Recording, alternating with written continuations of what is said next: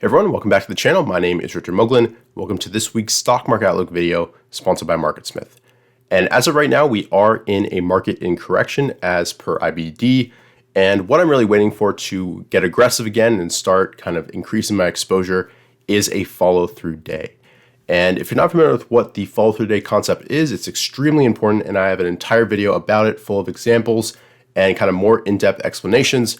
But very quickly, a follow through day is basically a day that gains either 1 to 1.25% on either the NASDAQ composite or the S&P 500, and it must be on greater volume than the previous day, and it must occur on day 4 or later within the rally attempt. So Friday was actually the first day of the rally attempt on both the NASDAQ and S&P 500.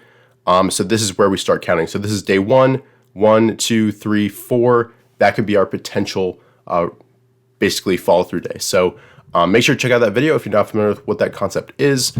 It's very, very important to make sure that you can kind of get in close to the bottom, but you're buying at the right price. And this rally day 1 on Friday was pretty powerful. We were up 1.55% on the NASDAQ and had a nice hammer to end the day.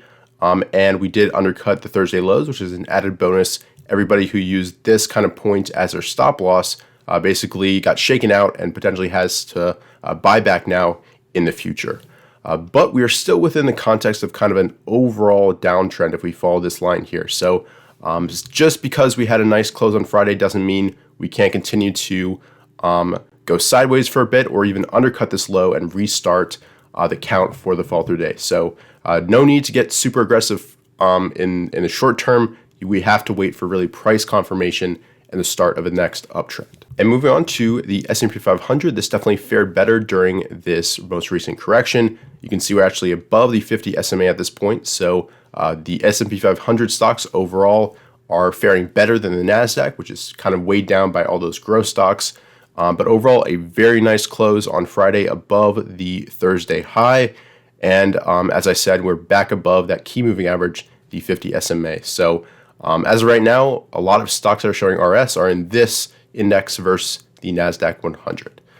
So overall in this video, as usual, we'll go through the market indexes in depth. Then we'll move on to the leaders list, the stocks that were leading the previous cycle. It's great to kind of check up on how they're performing because often they give kind of an early indication about the trend of the market. Then we'll move on to my RS list from this past week, see how that performed. Then we'll talk about sentiment, the IBD Big Picture article, and finally the GMI Signal from richardlmoglen.com. And if at any time you do enjoy my analysis, please go ahead and leave a like down below and subscribe if you are new. It really helps me out and my channel. So dive right in, let's start with the NASDAQ, the QQQ on a daily time frame and really take a step-by-step look at this week. So on this most recent Monday, we had a nice gap up and go move through the 50 SMA. It looked like we were destined for new all-time highs once again. But on this Thursday, we were down 1.6%, basically erasing this day completely. And this really set the tone for the next 2 days where we had a slight gap down, a close right near the low of the day, really bad close here, undercutting all these lows, and then a continued move down on this Thursday. And on this Friday, we were kind of mixed in the middle of the day, but we had a very strong rally. If we go to the last 15-minute chart here, we had a very, very strong rally during the last kind of half of the day here to finish strong and start a potential day 1 of this rally attempt. So a nice close to the week, but overall, if we go to a weekly chart, we were down 1.74% on the QQQ with a week closing range of 41.8% and a daily closing range on Friday of 92.4%. And big picture, you can see we're still above a rising 30-week moving average, so we're still in a stage 2 uptrend per Stan Weinstein, and the expectation from this bar is sideways or lower due to the poor closing range. But overall, a decent end to the week, and we'll see if the rally sticks in the next week. And moving on to the spot, you can see we're much, much stronger here. We're nowhere near the 30-week moving average, and we're actually back above the 10-week as of the close. And this week, we are actually up 0.86% with a week closing range of 61.7% and a daily closing range on Friday of 90.7%. The expectation from this bar is sideways or higher. We are in a nice stage 2 uptrend at this point. Moving on to the Dow Jones, the DIA, the ETF for the Dow Jones, you can see overall, once again, we were strong, up 1.87% on this week with a nice week closing range of 85.1% and a daily closing range on Friday of 90.1%. So there's a huge kind of difference between how the Dow Jones and the SPY are acting versus the NASDAQ, the QQQ. And moving on, we've got the IWM, the small caps, and overall they were down 0.27% with a week closing range of 53.8% and a daily closing range on Friday of 96%. So the expectation for this bar, even though it was a down bar due to the week closing range, the expectation is sideways or higher, and we are finding support at the 10-week moving average. Moving on, let's talk about GBTC, the Bitcoin Trust, and overall it was up 1.39% with a week closing range of 60.7% and a daily closing range on Friday of 99.5%, so basically closing at the high on this past Friday. And the expectation from this bar is sideways or higher, and we are in a nice stage 2 uptrend. Next up, we've got Ethereum, which is very similar. Overall, it was up 0.1% with a week closing range of 56.1% and a daily closing range on Friday of 98.6%. The expectation from this weekly bar is sideways or higher, and we are in a stage 2 uptrend at this point. Moving on, we've got the SMH ETF, which is semiconductors, and overall it had a pretty poor week, down 5.05% with a week closing range of 37.4% and a daily closing range on Friday of 96.3%. And the expectation from this bar is sideways or lower, and we are in a nice stage 2 uptrend.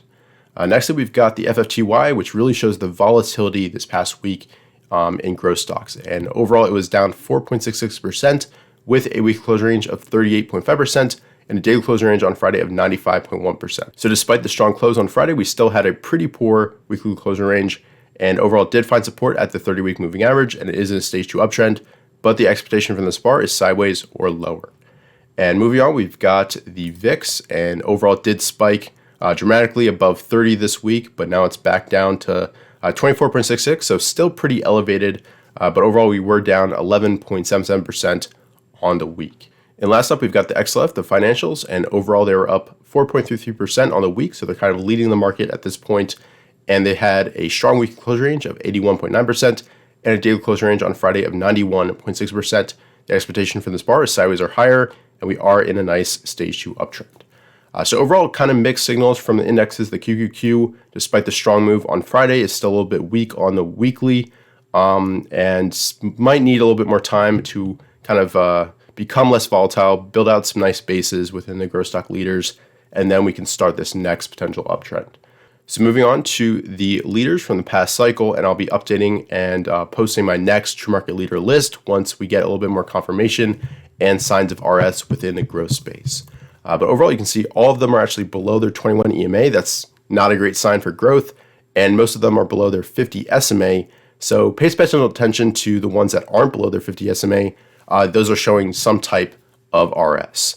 However, on this Friday, you can see we had a lot of upside reversals, which is a positive sign, and we'll see if this kind of starts the next rally and the next short-term uptrend. So going through the charts, let's start with apps and go back to the main chart here and go back to a daily. So overall, it was holding up well, but last week they came for everything, even the names that were showing RS. Moving on, we've got CELH, which is still base building here. It really got hit hard this past week. Overall, it was down 17.4%. And like apps, it definitely needs a little bit more time to form up a right side of this base and present a nice low risk, high reward entry point. CGC is still pulling back and is now below the 50 SMA. Doesn't look great. The 10 SMA and 21 EMA are curling down. CrowdStrike still base building here. And overall had a nice tail here on this Friday, but still is well below those key moving averages. DDD is below the 50 SMA and undercut that and is below those key moving averages. Doesn't look great. DKNG was showing a lot of RS and actually held up reasonably well last week until really Thursday and Friday. We had a big downside reversal bar on this Wednesday, which kind of started this short-term downtrend, but we're back below the base high here, the pivot, which isn't a good sign. But we did find support at the 50 SMA here on this past Friday, had a nice bounce here. So I want to see if it can retake that green line here, which is at 64.19. Moving on, we've got DQ, which is below the 50 SMA. The short-term moving averages are curling down. ENPH, all of them are curling down here. Etsy holding up reasonably well near those key moving averages, but still needs time to build out a proper base. So in general, just looking through these charts, they look like the start of bases. They don't look like they're kind of very close to being actionable. They look more like the left sides versus the right side. So that's just a kind of general observation that I see. XB below those key moving averages. These are curling down. FLGT pulling back to the 50 SMA. Had a great earnings report, but was pretty volatile on this day and overall finished below the 50 SMA. Not a great look, even though it was green on the day.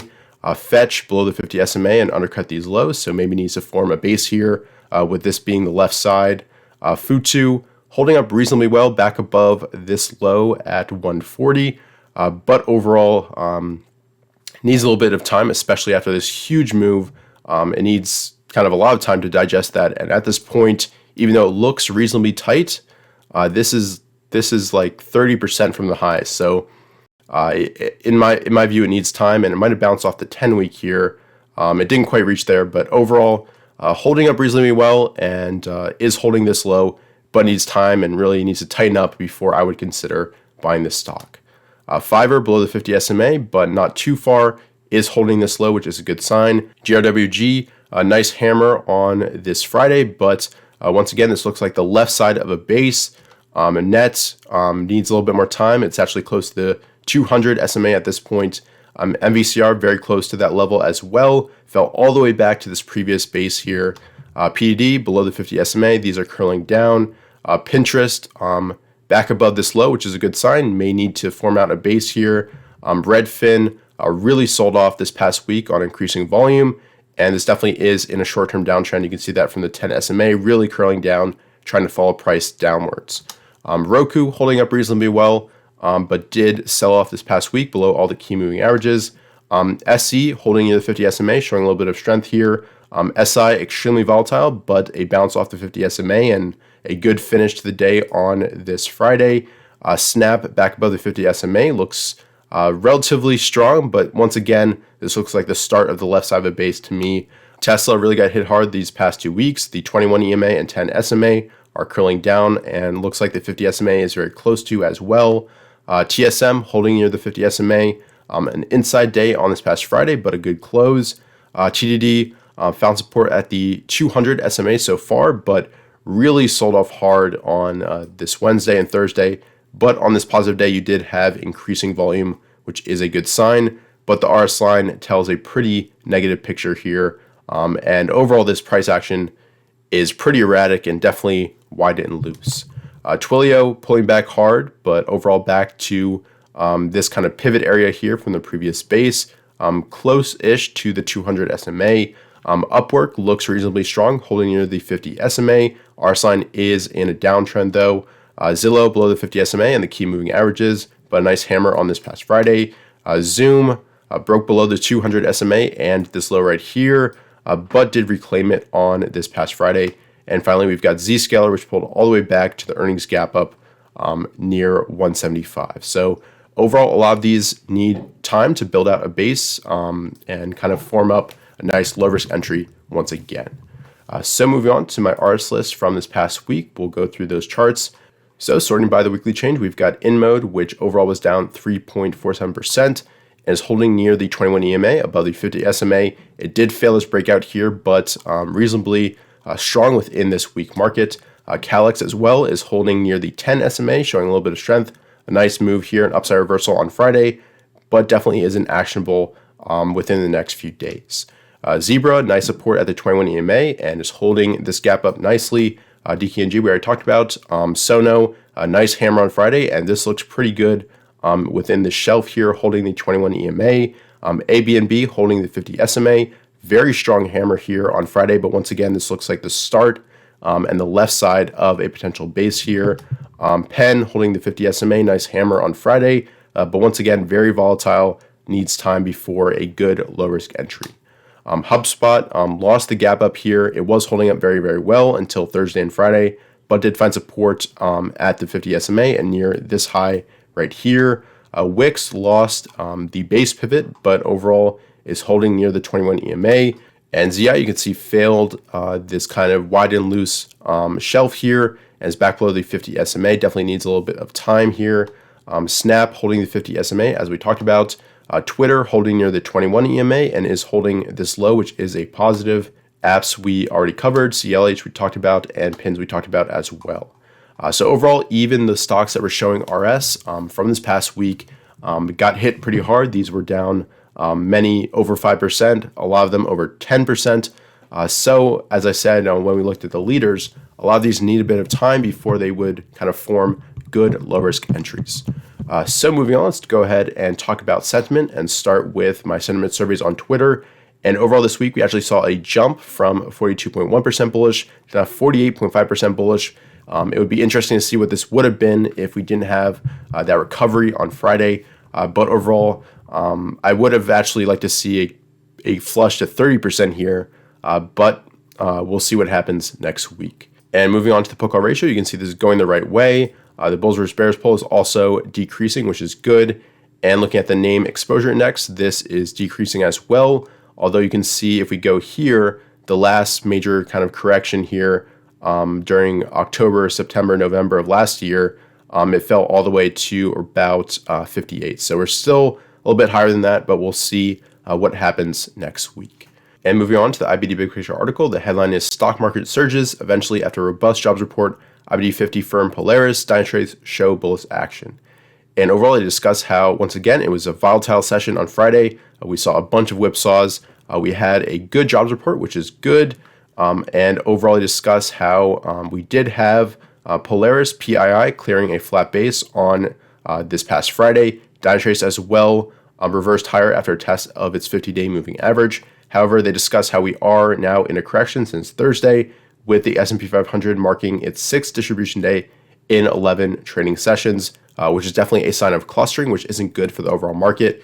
And they discuss how we need a fall through day to restart this uptrend. And once again, if you're not familiar with this concept, go ahead and check out the video that should be popping up right now. And finally, we've got the 10-year Treasury yield, which went over 1.6% early Friday, and also how the energy stocks are leading at this point, which isn't a great sign for growth stocks. And overall, Friday's action is strong jobs report, fuels bullish gains. Current outlook is a market in correction, and you've got some leaders up in volume and some down in volume as well. So wrapping things up, let's take a look at the GMI Signal, which is now red since March 4th. The GMI score is a 2 out of 6 on this past Thursday. So overall, taking everything into account, my current view, like IBD, is a market in correction, and I'll really be waiting for that fall through day to really increase exposure a lot and try to invest in growth stocks once again. So I hope you guys enjoyed this video, and if you did, please go ahead and leave a like down below and subscribe if you are new, and I'll see you guys in future videos.